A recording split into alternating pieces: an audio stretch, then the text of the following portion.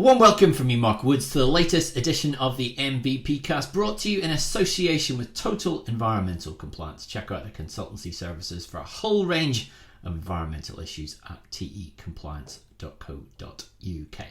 Now, our guest on this edition is, well, he's a man who's worn so many hats within British basketball. He's been a national team coach, a club coach, a performance director, and one half of the gene pool that's done more for Great Britain's teams than anyone outside of Brixton Top Cats. Mark Clark, welcome to the MVP Cast. Thank you, Mark. It's good to another environment that we get the chance to talk in. Indeed. Let's go big picture to start with. I mean, you've been involved in so many different roles over the years, and you've got your primary role at the minute as director of Barking Abbey's basketball academy. So, from that multitude of prisms within the sport, how do you assess the state of British basketball as we sit here today? I think, like a number of people, and a number of people in your recent podcasts, I think at the moment it's a little what could be. But the trouble is we've been at the what could be status probably since getting the Olympics awarded to us. It's always like, this could be the opportunity for British basketball. That was the first one. This could be the next opportunity for British basketball. We haven't managed, for a number of reasons, to actually step from what could be to actually making those things happen. Although I think there are a number of really positive steps that could break. I mean, I still think that the BBL is getting better and doing a really good job at trying to be better. The London Lions' growth and going into the BCL after Leicester had been in the BCL, they're all really big, they're all positive steps. And for such a big participation sport, I think at the moment the sport is a participation sport, we've just got to find a way to take that next step. And trying to get everybody aligned to that is probably the biggest frustration, because there's still a sport that could be something but spends a lot of time probably disagreeing with itself as opposed to trying to agree a single way forward and trying to put all its resources into that single direction. I mean, and over that 3-4 decades almost now that you've been involved in it, what was the point that you came closest? We've all kind of had these moments of thinking, we're there, this is it, this is going to be the next big thing, we've turned the potential into something tangible. What's the closest you've ever felt that the sport came to cracking it? That's a huge question. I would say that if you go way back, when the Crystal Palaces and the Kingstons of this world were really, and Manchester United had a basketball team, were competing in Europe and making the latter stages of competitions for a Crystal Palace team to beat Real Madrid in a two-legged game, but beat them in the first leg, lose over 2 legs. That's just inconceivable now. That's just worlds apart now. Now, I know there are lots of reasons that the game has changed in all sorts of ways, the Bosman ruling, all those types of things.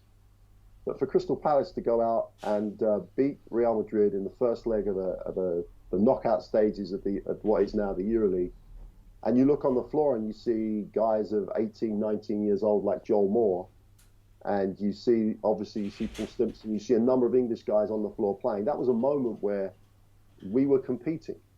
Now, you could argue also at that time we were on BBC TV regularly. The WICB tournament is one of the biggest tournaments in the world. So at that point, we were competitive and we were very close, and we just, for whatever reason, maybe the Bosman ruling was the thing that really tried, put a break on that, because that meant some of the better British players had the opportunity to go and play in Europe. So that was an issue that I think sort of pretty much put the brakes on there. And I do think, even though it's given a really bad press, at the end of the Olympics, I know the men only won one game and the women didn't win a game in the Olympics, but the following year the women beat Serbia in the Eurobasket.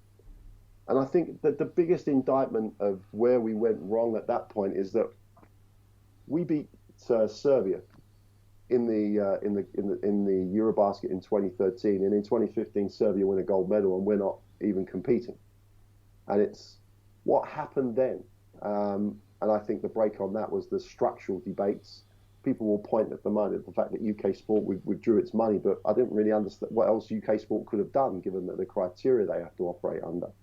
So I think that was another key moment because we had so many good players connected to the national team. And I know there's lots of things said about that sort of scenario, but we took Spain to. I know that the close calls don't mean anything. You've got to win games, but the national team was at a point there where it was on the verge of breaking through, and we lost that.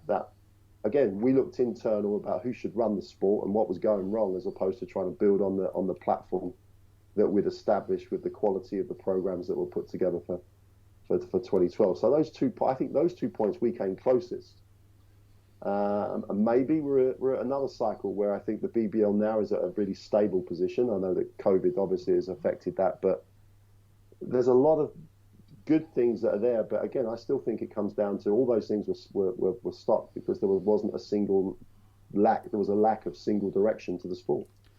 I mean, I kind of agree. In that 2013, I always look back as probably the bigger missed opportunity than the Olympics, because even from the men's side, you always knew that that was a great group of players, and the next year's Eurobasket wasn't going to be as strong as the Olympics because that's the one that sometimes players take off in a cycle, and Spain didn't have all the players, France didn't have all the players. And if you'd kept that group together for one more year, and a few people like Robert Archibald retired, but completely from the game. But if you had kept the Lowells and Popses together for one more year, and probably had Finchy coaching for one more year, and that group with the experience they gained at the Olympics, that could have been the group that did what the women did last year in going to another level. And of course, UK sports funding was still in place then; it went away the following year, but that was the shot. Yeah, I would agree, because the men came up with, even without Lowell, when they went to Slovenia. Germany had just beaten France. We went out and beat Germany. That team had young guys on the floor as well, because Devon was on the team, Andrew was on the team. These guys had another 10 years of national team basketball that they were being handed over to. Kieran was on this. Obviously, Dan and Kieran and Drew were all still playing, so there was that Eurobasket experience. Miles Hassan announced himself in that tournament, so we almost had a little bit of transition. And then, one game away from making the knockout stage of a weaker Eurobasket tournament, admittedly. And you, like we're fortunate we get to be at those tournaments in whatever capacity. But the chance to have conversations with various players about what people think about GB, the view was we were very close in both the men's and women's tournaments that year.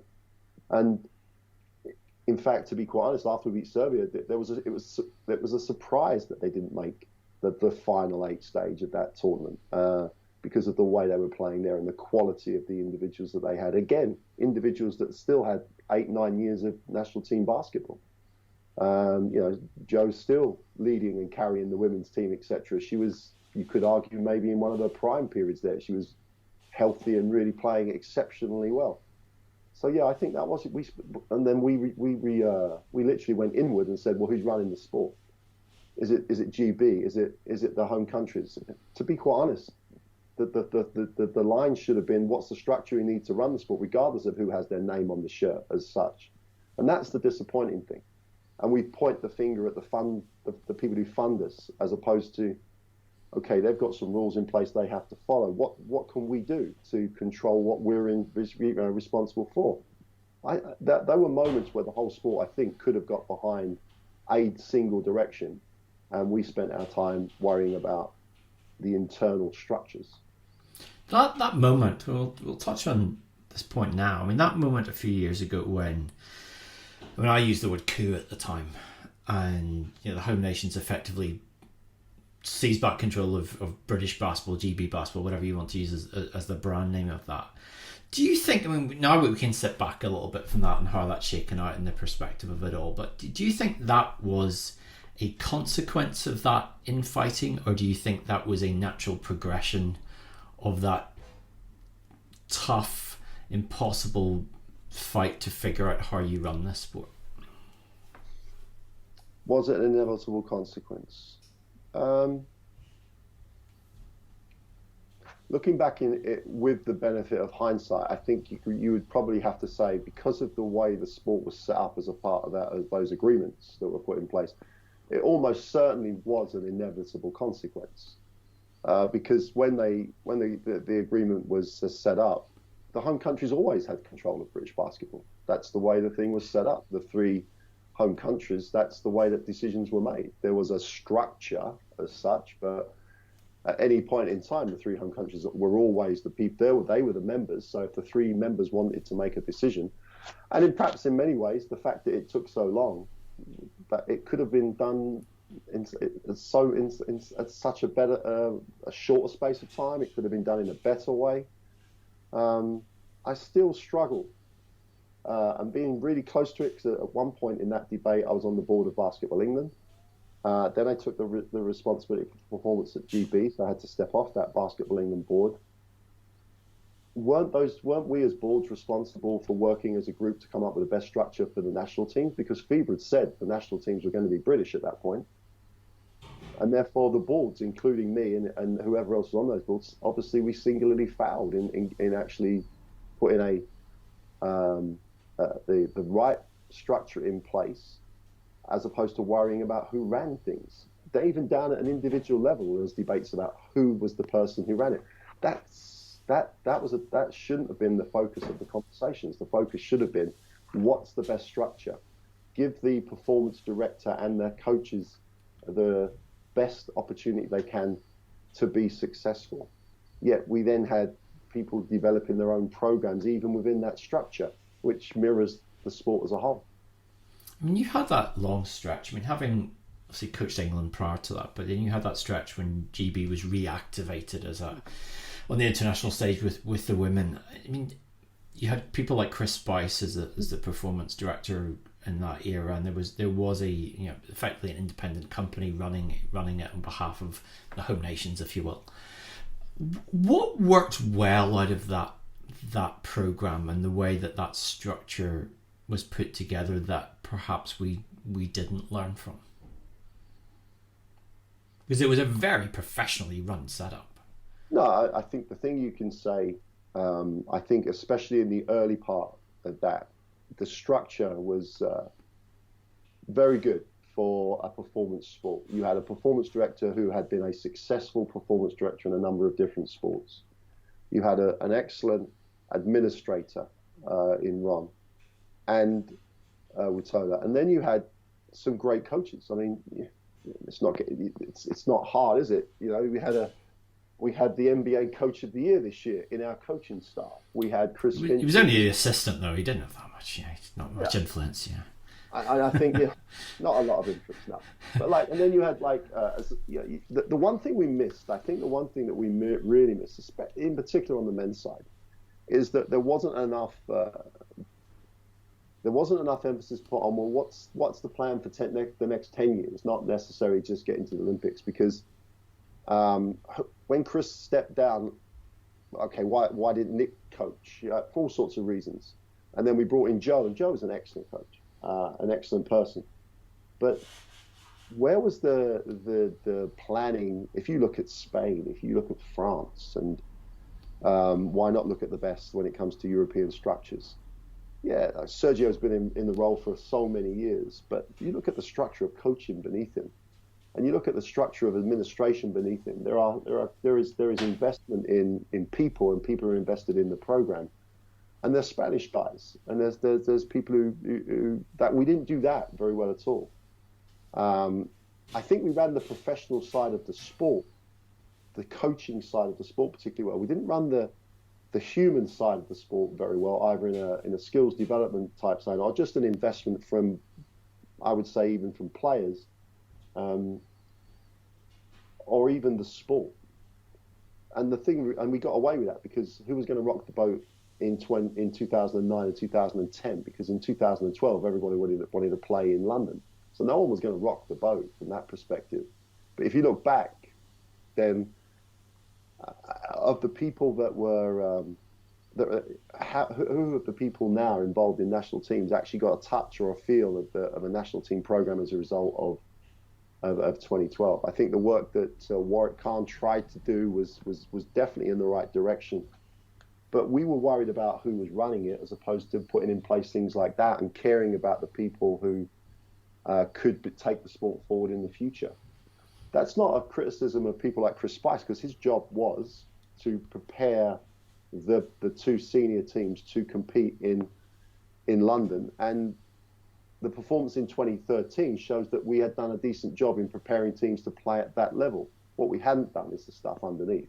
And that's where you fall into the who runs the sport type debate, because who was responsible for that? Because the British performance basketball was purely set up to run the senior teams with a little bit of under 20s.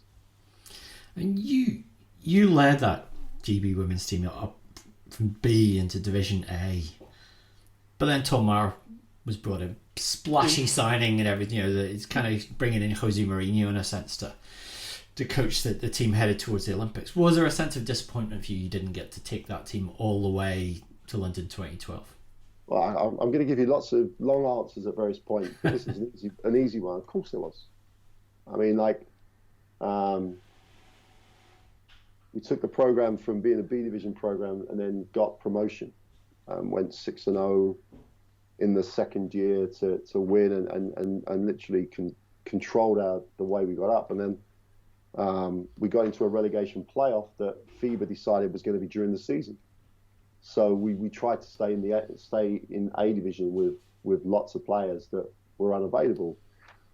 I actually completely understand why Chris Spice did what he did. That doesn't mean to say I'll agree with it, but I completely understand and respect what he did. And you can't question. At least they brought in someone like Tom Maher. In terms of at that point they brought in a coach with a world-class reputation and a track record of taking different countries and doing well at Olympic Games. And as you would expect, Tom Maher dealt with everything very professionally, and Chris and I had a number of conversations, and it was dealt with professionally. I think that's. But you asked me, was I disappointed I didn't get to take the team to 2012? Of course, who wouldn't be? I mean, I found half. We introduced half that team into national team basketball, and we transitioned away from Andrea and people like that who got us promoted, and had some great people. And we found people like Natalie Stafford to enhance the program. And so, yeah, obviously I was disappointed. Was there ever a conversation about you being on Tom's staff? Never, no. And is that, I guess, would you have taken that role? Well, it depends what role, because assistant or super scout. I've always said it's 150% committed to the national team. You've got to throw your own ego away at times. If I felt that I could have helped the program, I'd have done anything for the program. That's just the way I think people should be. This is your country. I mean, let's go right back. You talked about Crystal Palace, and that's where you started out into the youth system there, and then moving up through the senior side, and cups and championships aplenty, all such like. We kind of always hear about Crystal Palace men because they're an historic team, an historic franchise within British basketball history. But talk about the women's program there. How much did that benefit from the boon that basketball was having at that time? Well, massive. I mean, on a personal level, I was fortunate, right place, right time. But then you've got to take that opportunity to be at Crystal Palace. Crystal Palace had a completely different feel and attitude than any other basketball program I was aware of at that time. It expected to win. It expected to be the best program. It was synonymous with the WICB, where some of the best teams from various parts of the world and various systems came and played. So the aspiration was always to be playing at the highest level, and that was the aspiration across the club. I think the best way to sum up how the women benefited from it is that we won defeated, won the WICB with a fully English team. And so we benefited from bringing the best English players together and putting them up against not only domestic but international competition. We had 2 years of European Cup basketball where, I mean, we got to the stage before knockout and had success, had sponsorship, had money, but invested that in British players, and found arguably the best British player we've ever had. And the junior system was there And not only did we find, Andrea Congress, we found a number of other players that went on to play at various levels and various sort of senior teams. So the structure was very much a European club structure. Find young players, bring the best players together. And then when you do add international players onto your roster, you add quality, not just filling your roster with them. I mean, as someone who, for a long time as a career, worked in finance, I think what we look now with the BBL, WBBL, we talk about money a lot, particularly at the moment, obviously with COVID. It seems incredible that that kind of structure in the modern era could be financed. So explain a little bit about how that worked from a back end point of view, how a club like Crystal Palace was able to do so much, be successful, and be so far reaching.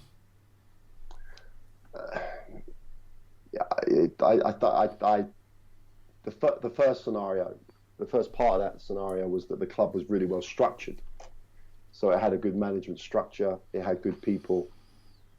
So the people running the organisation were experienced not only from a sports perspective, but from running business perspectives. So David Last and Terry Doherty, who basically ran the club, owned the club, whatever the right phrase is, then looked at successful situations across Europe. Crystal Palace had really close links with people like Maccabi Tel Aviv, largely through the WICB, but also learned from those people, had a really close tie with Milan. We shared a sponsor. And you take things from those organizations and you try and implement those. And then you found people like Roy Packham as a coach for the junior section for the boys, who was just, he's in the bracket with your Humph Longs and your Joe Whites of this world, where without those people, there wouldn't be some of the young players that came through at the time. So they had a structure. That was the most important thing. So they could sell a picture. They could sell a structure to people. They did have a benefactor that underwrote things, which is obviously helping. But they had big sponsors because the sport at that time had profile commercially. And so the most important thing is they had a structure that supported it. And that I still think is the most important thing. If you've got the right structure, and you look at people like Newcastle Eagles now and Leicester, they have good structures. So that if you've got the good structure, you're ready you can operate as successfully as you can. And I think that was the most important thing. But they invested in young players. Paul Stimson developed the basketball school that did a lot of the same outreach programs that people do now. But then he had a structure to bring it was almost like an ongoing massive talent ID program. And kids wanted to play at Crystal Palace, so the best kids came into the junior system. So there was you outreached kids, but then you brought them into a system that worked. And those kids were practicing as often as European kids. And that, again, is the other thing. They had floor time. They had a great relationship with the National Sports Centre at Crystal Palace. So, everything comes back to the structure. The structure was solid, and therefore you can make things work from a solid structure. I mean, Paul Stimson was the diamond hunter, and the jewel that he brought back to you on a plate was Andrea Congress. I mean, speaking recently on the Hoops Hooks podcast, and if you haven't listened to it, please do, because she is a phenomenal recap of a phenomenal career. But she comes in, she describes you as the best coach she ever had. We'd all, I think, agree that she's the best player we've produced, certainly from that era. What did you see in her when she walked through the door? Well, there was two things you saw about Andrea Congress when she walked through the door. She was 6'3", which is the first thing you notice, obviously. Incredibly coordinated, but also incredibly eager to learn. So to be quite honest, she'd have done anything. I mean, she is the kid that would have run through the wall for you. She'd have asked you how to run through the wall better. But it was also the most unassuming person that just wanted to learn. So eye contact was the hugest thing I noticed about her. For a young kid to look at you straight in the eye and just listen and be attentive. She was always respectful, but there was an athlete there. We can talk about how great a person she is, but I didn't know how great a person she was when she walked through the door. I just looked and saw a basketball player walk through the door. She ticks all those boxes of, if you were going to create a basketball player, how would you create them? You'd create them like Andrea Congress. How much does that help though, how much do you enjoy it, I guess, more as a coach when you've got someone that's, has got all the components there, the raw components, but you as a coach, it's kind of, in the laboratory here, you as a coach get to influence, get to put those things together, get to make the improvements and enhancements. Is that one of the fun parts of being a coach in a situation like that? It is the fun part of being a coach. It doesn't. With Andrea, the start point was whatever it was. The end product is going to be something phenomenal. But I get the same kick every day because at Barking, you get a kid walk through the door at 16 and then they walk out the door at 18 and they're a better person, better player, who has committed to getting better. And that's from a coaching perspective, whether it's making your team better or finding ways to get the most out of a group of people. All those things are the thing you do it for. It's just that every now and again you find someone like Andrea. I've been very fortunate, and also because of working with the national teams, you get to work with some phenomenal people. You get to work with a Joe Leadham, who's just got one of the biggest desires to be better, to win, to compete that I've ever witnessed. And you come across those people, and that the buzz you get out of seeing those people succeed is phenomenal.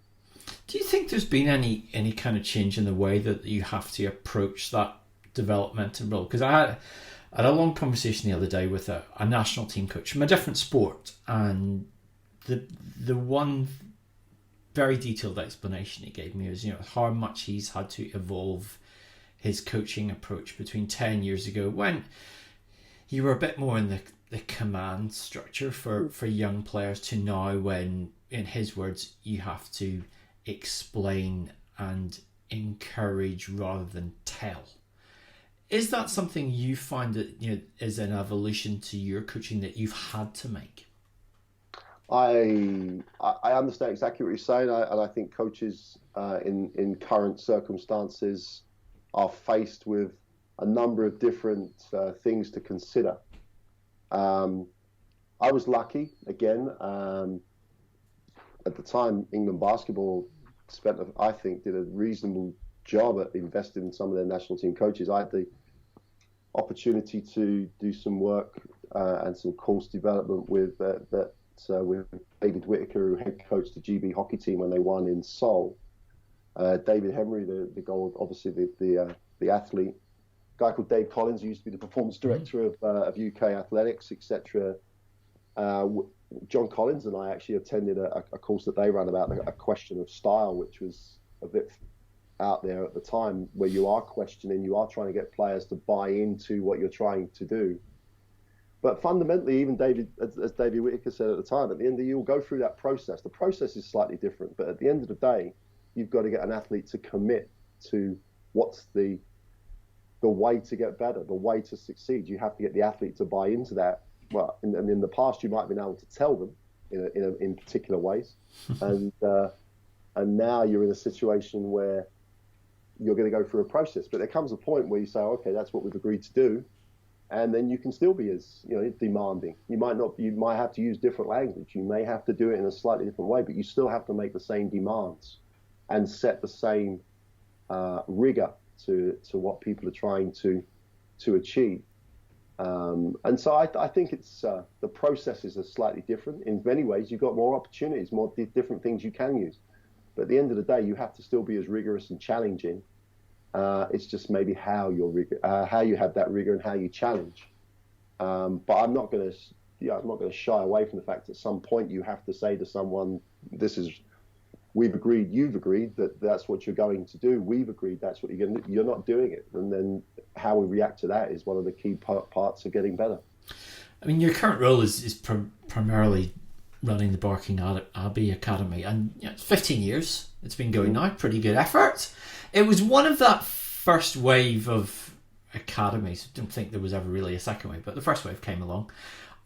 Let's go to the genesis of it. How did that actually come about that it was established? Was it a tough process to get Barking Abbey School to set it up, or where did it come from? I think it's one of the easiest things I've ever done, largely because the head teacher and the director of sport, a guy called Phil Ryder, as the director of sport, was involved in football and the various levels. He'd had a career as a teacher that had also given him the chance to coach some of the representative football teams. So he'd been through periods of times where John Terry and people like that had gone across his watch, if you want, and on some of the representative teams. And he, as a director of sport, took being a sports college much more seriously, I think, than many sports colleges did, and wanted to give kids with talent the opportunity to succeed. Basketball lends itself to an academic environment so well because of the college roots, and it's where Claire taught, and Claire was based, and he asked me if I knew anybody that would want to set up a basketball program. I don't think they realised what they were asking when they said it, in terms of how far I might want to take it. But I'd worked in local government for a number of years, and this was an opportunity that was just too good to miss. So I said I would really be keen in doing it, and the head teacher was ridiculously supportive. Mark Lloyd is the head teacher, not the basketball Mark Lloyd, but another Mark Lloyd. Really got the fact that this was about offering kids an opportunity, which is what schools should be doing anyway. In fact, Mark got involved with UK sport in terms of trying to work out were sort of schools an opportunity to put a structure in place and set elite academies up, like in Barking. So Chelsea Ward, who's the current director at UK Sport, was the director of development, came down, spent some time with us, and basically we'd set up a system that was as close to a specialist sports college that she'd seen in the UK. So and then we helped a number of other schools set up the model. And I'm as proud of the fact that there are places like the work that Charnwood do, the work that Myerscough do. A lot of these places and the great work they're doing down in Cola in South London, and we've helped all those people set up just by giving them the model and trying to help them set up, because we need a number of those places to try and give kids the chance to be on the floor.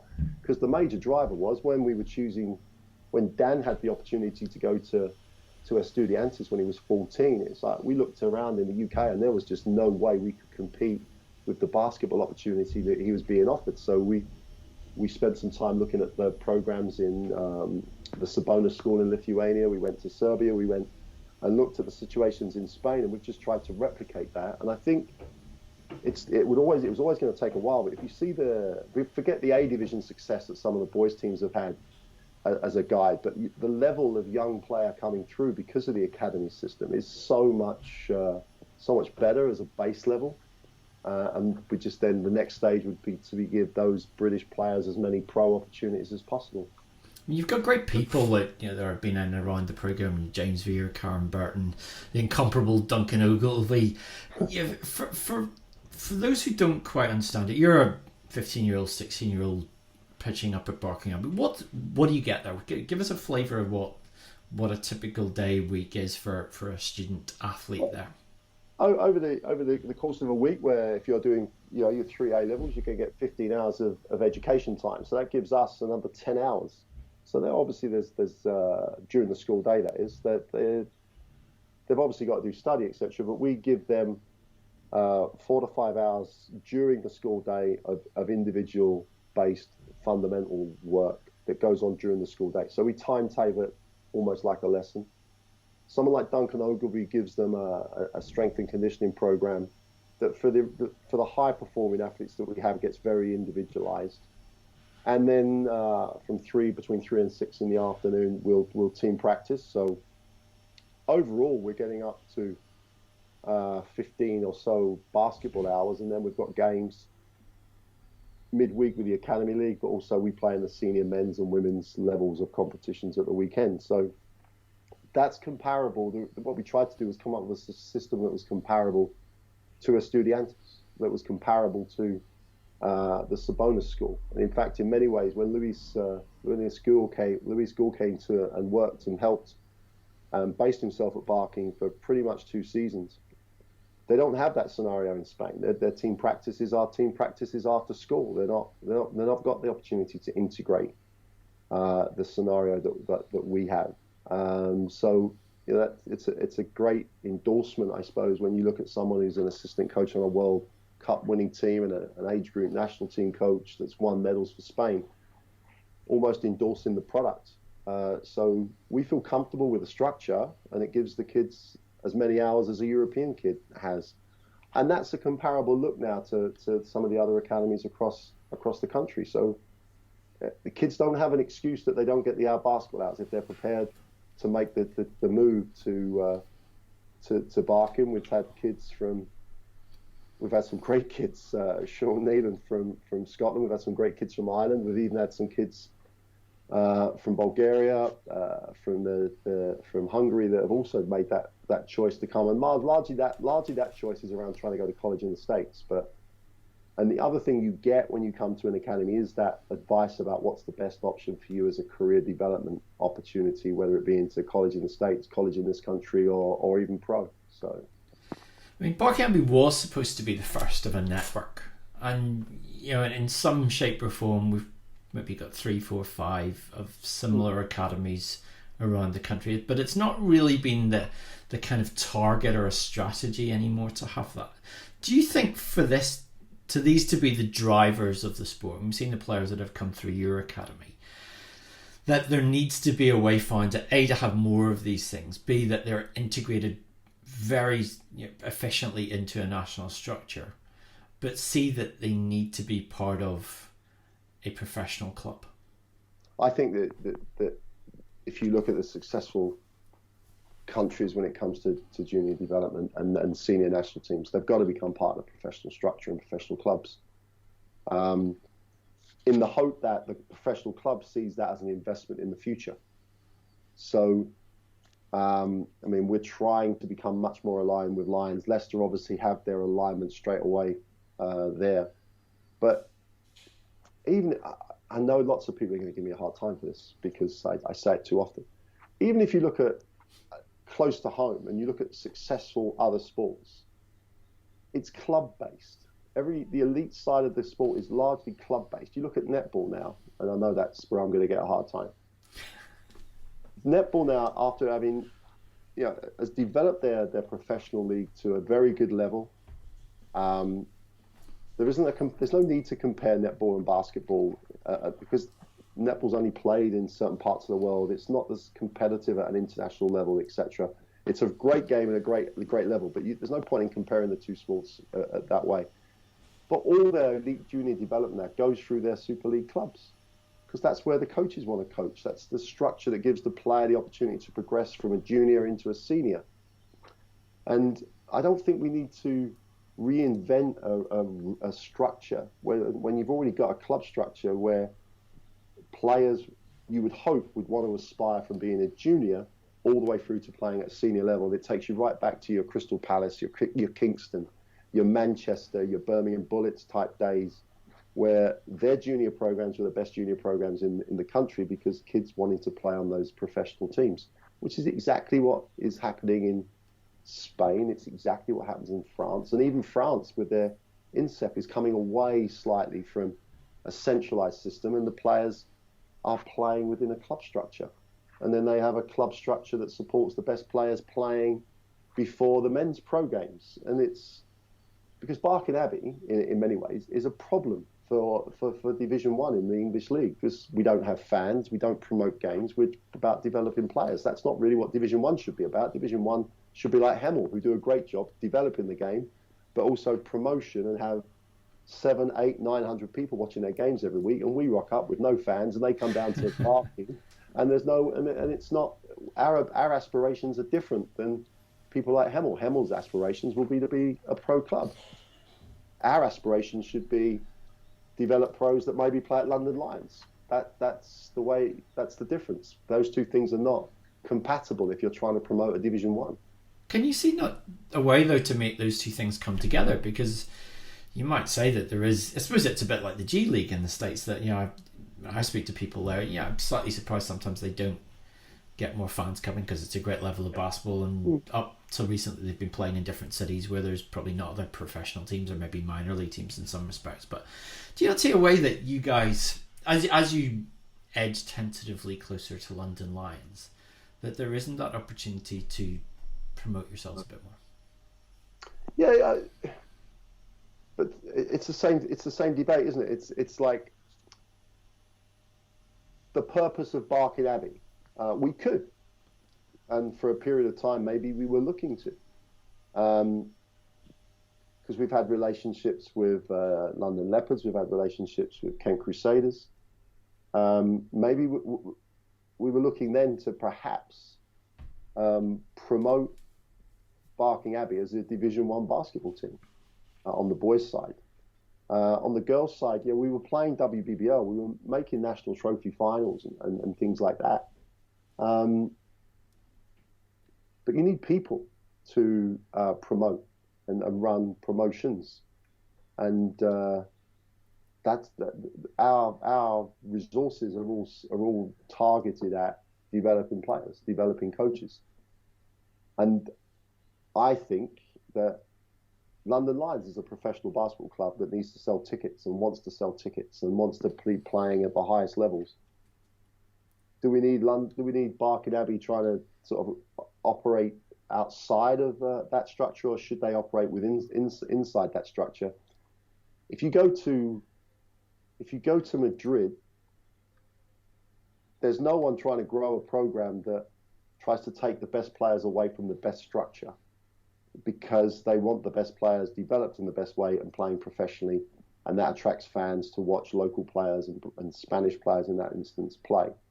So even though Estudiantes have struggled level-wise for the last few years, they've still got more home fans than anybody else because people relate to it. I think that's all part of the picture.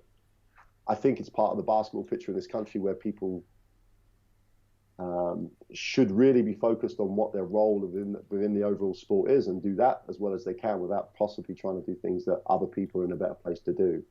And I think that's from federation down to clubs. I just think this goes back to that point we started right at the beginning about pointing everybody in the right direction and everybody making their contribution to that direction. I think if we started to try and make Barking Abbey a club in the same way, that would divert us from what we're good at. What's the strategy like though for the BA London Lions? So you were coach there as head coach for 4 years, if you include the previous badge under Barking Abbey.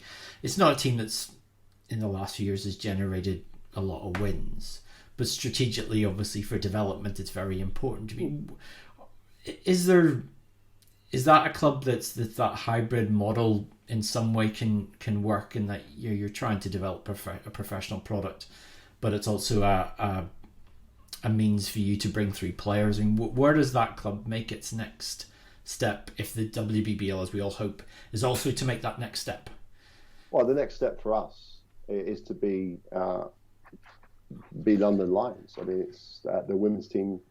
We're close to agreeing that it's basically going to be London Lions, but still with the links into Barking. And Barking has we have a Division 1 team that plays in the Division 1 league, in BE's Division 1 league. And I think we'd be moving to a scenario where the London Lions is trying to win the WBBL, but it's also trying to use the best young players from Barking to not just sit on the bench, that's pointless, but the best young players from Barking to enhance their chances to win. So if the things we're talking about come to fruition, then I would expect us to be competing for league championships as early as this coming season, perhaps. But I still think that fits the model on Barking as an academy, and it moves into what is called a club-based academy model that Basketball England has as part of their elite development pathway. I think that model gives more kids the opportunity to access those elite programs, and therefore is going to be better, and that would enhance the players coming through. So look out for BA London Lions to be signing former WNBA players with American cash this season. Is that what you're saying? I don't know if we're at that level. I don't know if we're at that level, but I do know that we will have a very, very competitive team, and the players that we'll bring in will be able to make the academy players better, and will be better than we've ever been before in the WBBL. So, but I won't. If I'm still involved in that, which I fully expect to be with, I won't sacrifice the fact that British players have to be an important part of that, have to be a leading part of that. Talking of British players, we'll finish up on this topic. I mean, you always expect people to bring this up first, but you're also known as dad of, husband of Claire, dad of Dan and Ella. As a parent, I mean, obviously we've seen their achievements, as Great Britain internationals, but as a parent, Dan had that choice when he was in his teens that whether he went to college, whether he stayed here, as you said, or whether he took up the offer to go to Estudiantes. I mean, Ella went to Long Beach State. And I recall a conversation you and I had. It was probably the Eurobasket about that process of choosing the right college for Ella, and obviously choosing the right spot for Dan back in the day. I mean, what advice do you give to parents? I'm sure you're asked this when they're trying to guide their kids to that next step. It might not be the level that those two went to, but how do you now sit back and thinking back on it and the learnings you took from it on both different routes, but how do you help your kids get the best opportunity for them? I think the most important thing is, as much as possible, try and take some objective advice. There are so many people out there who will give you very subjective advice that largely benefits them. So if people you can trust take advice, and try not to look short term, because I think Dan's the best example. I think, and Ella to some extent as well. If we'd have looked short term, purely short term, Dan would have been at Real Madrid playing junior basketball, I think, if we'd have looked short term, because they offered us lots of money and things like that. But if you look at Real Madrid's ACB roster and their EuroLeague roster, try and identify a player that's come through Real Madrid's junior program. They don't need that. They have a junior program and they'll find Sergio and who else? It's one of those. It's like, they find Luka Doncic and he comes and he's a young player at Real Madrid and they play him straight away. That's fine. But like, how many Luka Doncic's are there? There's not many. And the advice we've given a number of people who've been offered the same type of scenarios, like the value that whatever they're offering you now, if your son or daughter is going to be at that level, that amount of money is not worth taking when you might be like not taking a long-term view. So we went to Estudiantes because their reputation was developing players that went on to be successful with them. Felipe Reyes, Sergio Rodriguez, Carlos Suarez at the time. And they were successful with Estudiantes, but they went on and were great players in big programs. I mean, Felipe Reyes is a legend in Spanish basketball. Sergio Rodriguez is one of the best guards they've ever produced, etc., etc. Jaime Fernandez is one of the later sort of examples of that. So when people start sending you faxes to say we'll match any financial offer, you can't have your head turned, if you want, by money, because the money is relatively small. Even though for some people at that point in time that money might be quite attractive, you must take a long-term view. And I took that across into Ella's choice, and it was Ella's choice to go to Long Beach, because if it had been my choice, she'd have gone to St. Joe's. One, because the coaching staff there I knew well, and as a university with a basketball tradition and the camp, all those things. And I think Claire would say the same. But I think Ella had her head turned by the Pacific Ocean and the beach, but also, more importantly, her head was turned by the fact that the coaching staff there created exactly the right impression with her and promised to do things to her, which many people get those promises, but they fulfilled that. They didn't just throw her to the inside. They allowed her to develop as a perimeter-based player who could post up. And again, took a long-term view. And I think it's a very hard thing to do at the time, but you need to take that long-term view and get some advice. And more on the men's side. Unfortunately, it's just a fact of life. The commercial side, please speak to people who know what they're talking about, because someone's asking us when Dan's 14, what's he worth? How on earth can you put a value on your child at that point? And so you need professional advice as to how to protect. And again, there are good agents and there are bad agents. We were fortunate at the time.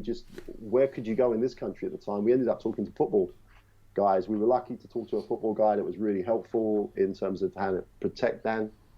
And then we've been very lucky. Dan's still with the same agent he was with when he was like 16 years old. So You've got to try and research the people that are going to advise you, because there are lots of people who will offer you the advice that's the best advice, they believe, not always in the interests of your son or daughter.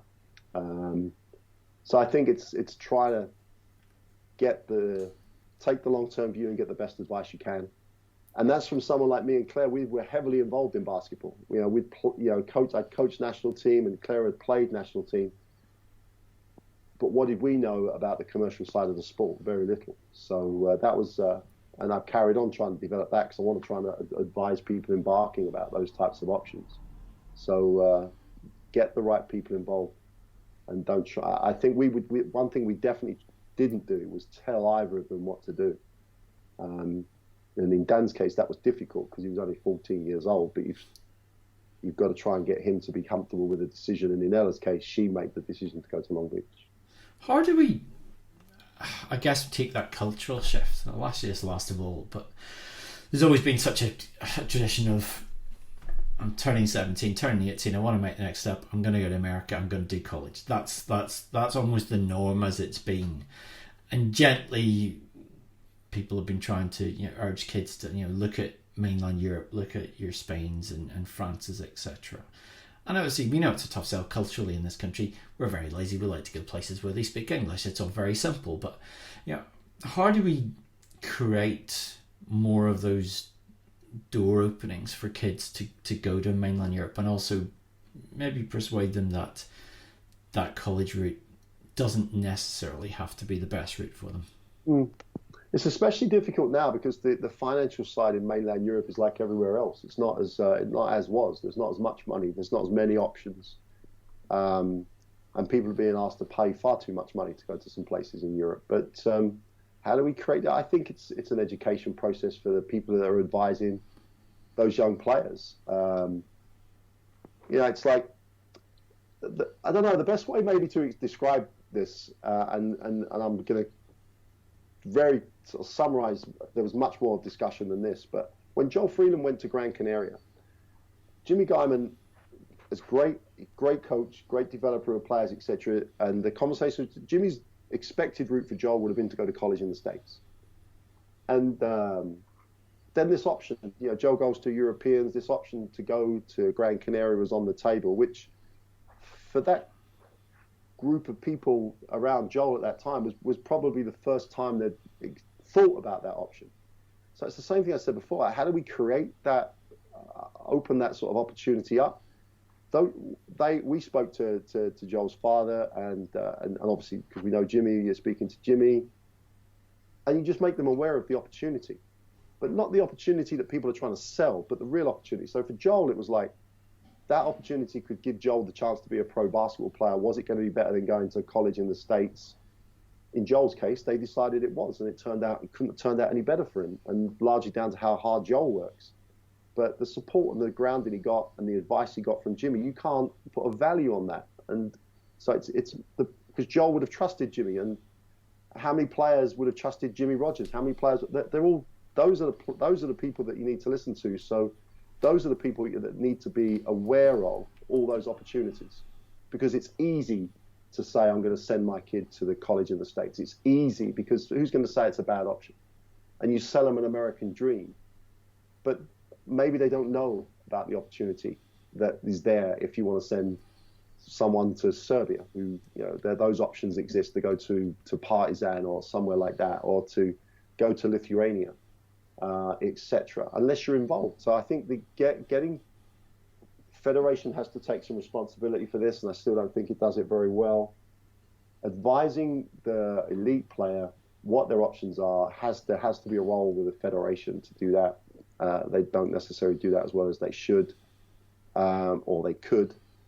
And I think that it's about educating the people that advise and influence players, to get those players a more rounded view of what options are available.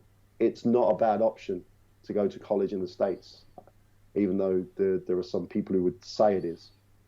It's got to be the right option for that person, though. And you can't talk about going to the States either. People talk about going to the States. It's like if someone tells me that California is like New York, they're two different countries when it comes to culture. And if you want to go and sit in the Midwest, it's a completely different place. If you have to travel 2 hours to get between two towns, kids in London aren't used to that. So all those things, education of people advising is as important as anything else.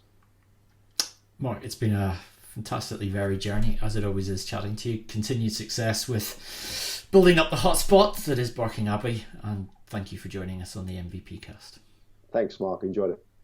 That's it for this edition, brought to you with our sponsors at Total Environmental Compliance. Give them a little follow on social media at TE Compliance Limited. You can catch all the previous editions at mvp247.com or set your podcast provider to download automatically. If you want to get in touch, reach out to me on Twitter at Mark Britball as always. Another edition of the MVP Cast coming very, very soon. But for me, Mark Woods, it's bye for now.